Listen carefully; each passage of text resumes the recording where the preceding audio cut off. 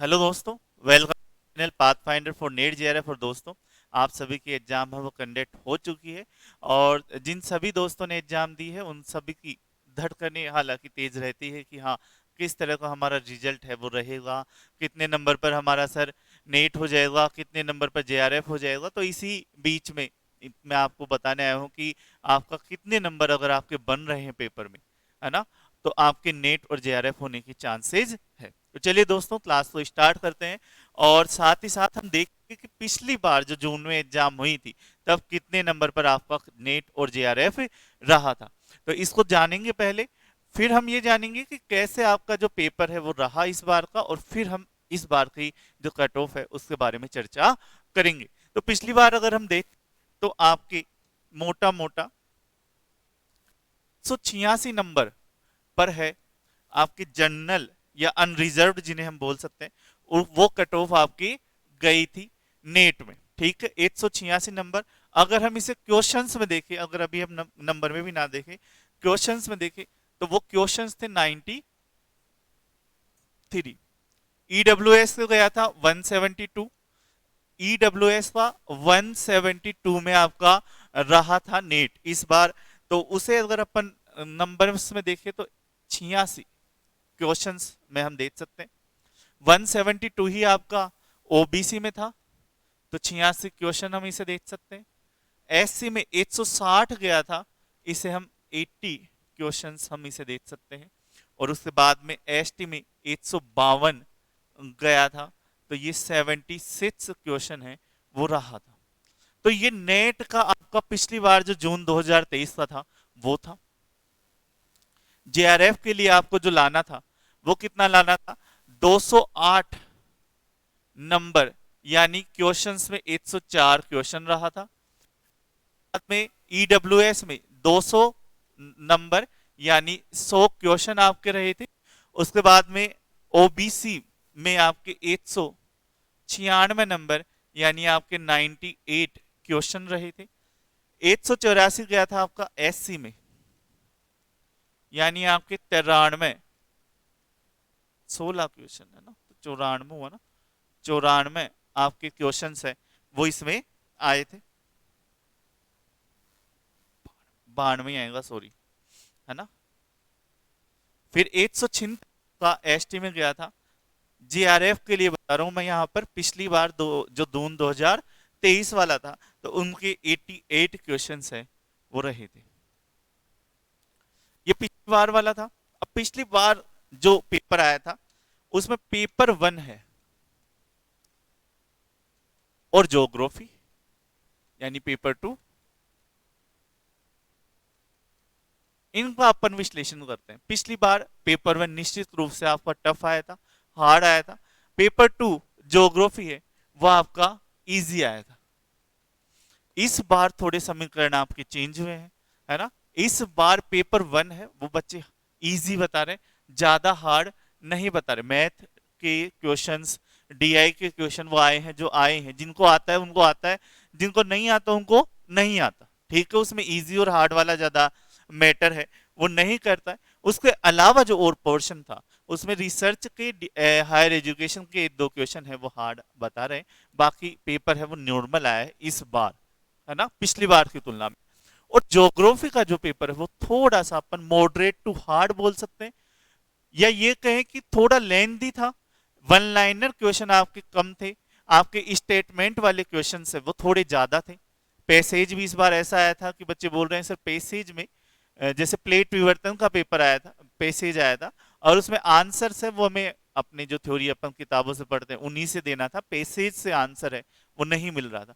तो ऐसे जो क्वेश्चन इस बार आए हैं, तो वही बैलेंस है सिचुएशन हमें देखने को मिलती है। हालांकि पूरे पेपर का जो डिटेल विश्लेषण है वो कल हम करेंगे मॉर्निंग में, जिससे हम जान पाए कि लगभग 100 के 100 क्वेश्चन किस तरह से आए थे और अच्छे से उन्हें समझ पाए।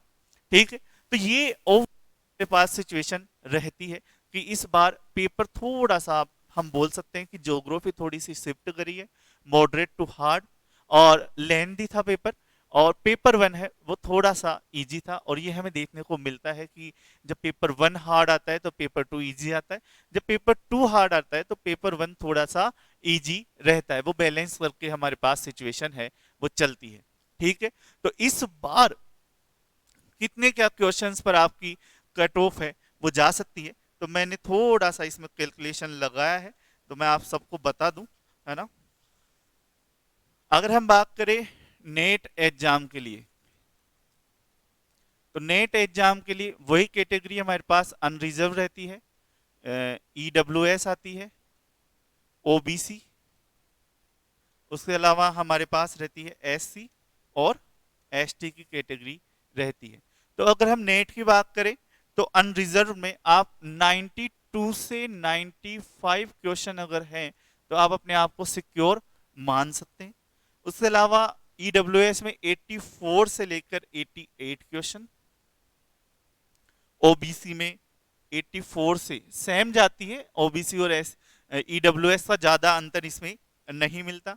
एससी में 79 से 81 क्वेश्चन, एसटी में 75 से 70 क्वेश्चन, 77 क्वेश्चन अगर आपके आ रहे हैं तो आप अपने आप को सिक्योर है वो मान सकते हैं। फिर उसके अलावा अगर हम बात करें जेआरएफ में, तो जेआरएफ में भी सेम कैटेगरी अगर हम लेके चलें, अनरिजर्व्ड, ईडब्ल्यूएस, ओबीसी, एससी और एसटी। तो अगर हम इसमें बात करें तो अनरिजर्व्ड में 101 से लेकर 105 क्वेश्चन आपका जा सकता है, ईडब्ल्यूएस में 98 से 101 क्वेश्चन, ओबीसी में 96 से 100 क्वेश्चन, एससी में 90 टू 94 क्वेश्चन और एस 87 टू 90 क्वेश्चन आपका रह सकता है जेआरएफ के लिए। तो जिन भी बच्चों का इन नंबर के आसपास बन रहा है वो अपने आप को कॉन्फिडेंस समझे, ये माने कि हाँ सर हमारा इस बार जेआरएफ या नेट है वो हो सकता है। जिनका बहुत कम स्कोर बन रहा है इससे वो निराश ना हो, निरंतर प्रयास कर ले, करते रहे और ये मान के चले कि जो चीज जो सपना हमने देखा है उसे पूरा करना है, चाहे वो एक प्रयास में हो या 2 प्रयास में या 3 प्रयास में। प्रयासों को हमें नहीं गिनना है, हमें इस चीज को गिननी है कि हमें मेहनत है वो निरंतर कंटिन्यू करते रहना है।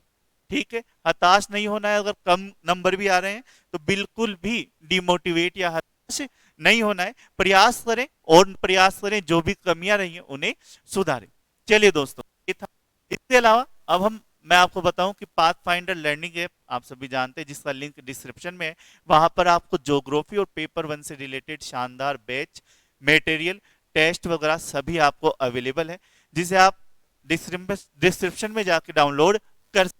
हमारा जो रिसर्चर बैच जो आपकी 17 दिसंबर से स्टार्ट हो रहा है नेट जेआरएफ एग्जाम के लिए, जून में होने वाली एग्जाम के लिए, इस पेपर में आपको पेपर 1 और पेपर 2 दोनों की क्लासेस मिलेगी।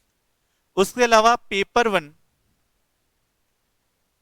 के नोट्स मिलेंगे जो कि आपके पीडीएफ फॉर्मेट में होंगे, और पेपर 2 के जो नोट्स होंगे ज्योग्राफी की, जो 17 बुकलेट टोटल है,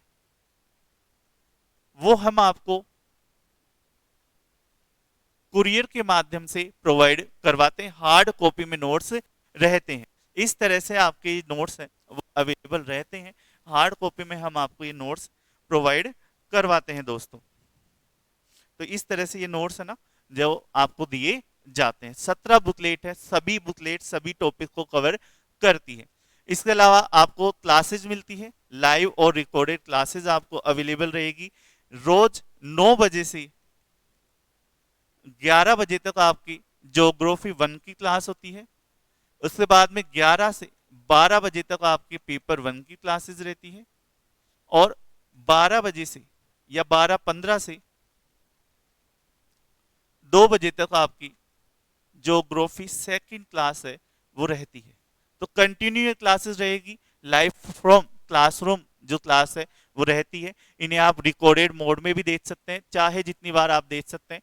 उसके अलावा इसी बैच में आपको एक बुक है वो भी हम प्रोवाइड करवाते हैं, ज्योग्राफी की PYQ बुक है, जो हमारी पाथ फाइंडर की बुक है, वो भी आपको साथ में ही कोरियर करवा दी जाती है। ये बुक अगर आप अलग से लेना चाहें तो अलग से भी ले सकते हैं। और उसके अलावा आपके टेस्ट सीरीज भी इसमें आपकी फ्री रहती है। आप चाहे कि सर हमें सिर्फ ज्योग्राफी की क्लासेस लेनी है, नोट्स भी नहीं लेने, तो आप वो कोर्स भी अवेलेबल है। आप अगर चाहें कि सर हमें फर्स्ट पेपर की ही क्लासेस लेनी है, तो वो कोर्स भी अवेलेबल है। और अगर आप चाहे कि सर हमें सिर्फ नोट्स ही चाहिए, कि सर हम तो सिर्फ नोट्स ही चाहिए, क्लासेस नहीं लेनी है, तो आप सिर्फ नोट्स भी ले सकते हैं। और ज्यादा जानकारी चाहिए कि सर हमें ज्यादा जानकारी आपसे बात ही करनी है, तो आप मुझे मेरे नंबर 7999835 पे संपर्क कर सकते हैं। इसके अलावा ये आपके जो बुक है, पीवाईक्यू वाली बुक है, इस पीवाईक्यू वाली बुक में आप देखोगे जितने भी आपको पीवाईक्यू पेपर मिलते हैं, उनमें आपको पेपर वाइज मिलता है। हम पेपर वाइज ना देकर यूनिट वाइज देते हैं। जैसे यूनिट 1 भूआकृति विज्ञान, इसमें जैसे सेकंड टॉपिक है नदी निर्मित द्वारा स्थलाकृतियां, तो 2004 से लेकर 2023 तक के जितने भी क्वेश्चंस आए हुए हैं नदी निर्मित स्थलाकृतियों के, वो सारे एक ही जगह एक ही सीक्वेंस से आपको दिए रहते हैं, साथ ही साथ व्याख्या सहित और दिया रहता है। तो अगर आप इसकी भी पीडीएफ देखना चाहें तो आप मुझे मेरे नंबर पर संपर्क कर सकते हैं। दोबारा लिख देता हूँ, 73399835 मेरे नंबर है। तो चलिए दोस्तों, ये था। आप अगर स्कूल लेक्चर का बैच ज्वाइन करना चाहें तो वो भी कर सकते हैं। स्कूल लेक्चर के नोट्स अवेलेबल रहते हैं। आचार्य बैच असिस्टेंट प्रोफेसर के, और इसी तरह से असिस्टेंट प्रोफेसर के नोट्स भी complete syllabus wise total 19 booklet में बनाए हुए हैं। तो चलिए दोस्तों, ये था। आई होप आप सभी को अच्छा लगा होगा, और कट ऑफ के अनुसार मैच करें, है ना। और जिन बच्चों का नहीं होता है, निराश नहीं हो रहा है, निरंतर प्रयास है वो आपको करते रहना है। चलिए दोस्तों, धन्यवाद।